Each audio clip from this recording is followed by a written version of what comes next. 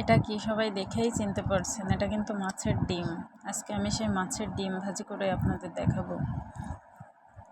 দেখুন মাছের ডিমগুলো কত সুন্দর, বেশ বড় একটা মাছের ডিম। কিন্তু আপনারা এরকম একটা বাটিতে মাছের ডিম নেবেন, তারপরে ডিমগুলো একটু ফেটে নেবেন, তাহলে ভাজতে সুবিধা হবে।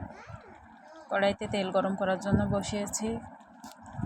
এরপর এর ভিতরে কিছু কাঁচা ঝাল দিয়ে দিলাম। কাঁচা ঝাল চিড়ে দিলে বা কুচি কুচি করে দিলেও সমস্যা নাই।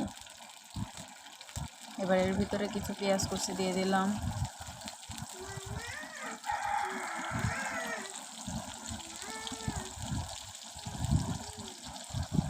পেঁয়াজগুলো ভালোভাবে নাড়িয়ে নেবেন।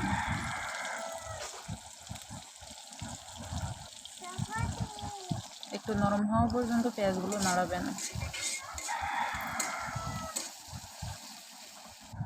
দেখুন পেঁয়াজগুলো কিন্তু একটু নরম হয়ে এসেছে। এখন আমি হলুদ, লবণ এইগুলো দিয়ে দিব। অল্প পরিমাণ দিবেন, আপনার ডিম যেমন তেমনই দিবেন আপনারা, আপনাদের হিসাব মতো। এখন আমি এগুলোকে ভালোভাবে নাড়িয়ে নিব। দেখুন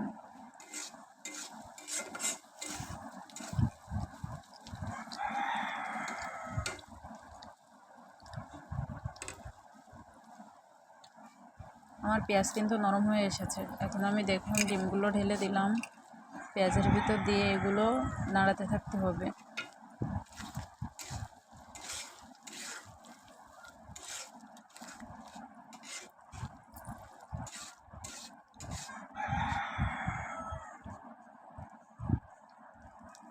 ডিমগুলো আস্তে আস্তে নাড়তে হবে, ফুটে যাওয়ার আগ পর্যন্ত নাড়তে হবে। ডিমগুলো ফুটে ঝুরঝুরা হয়ে যাবে।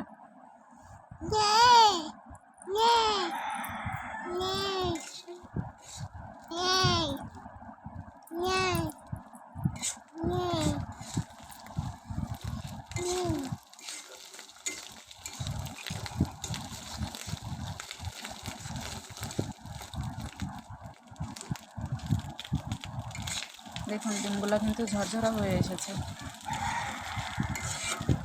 যতক্ষণ ডিমগুলো ভালোভাবে ভাজি না হবে ততক্ষণ আমাদের নাড়তে হবে, যাতে ডিমে কাঁচা গন্ধ না থাকে।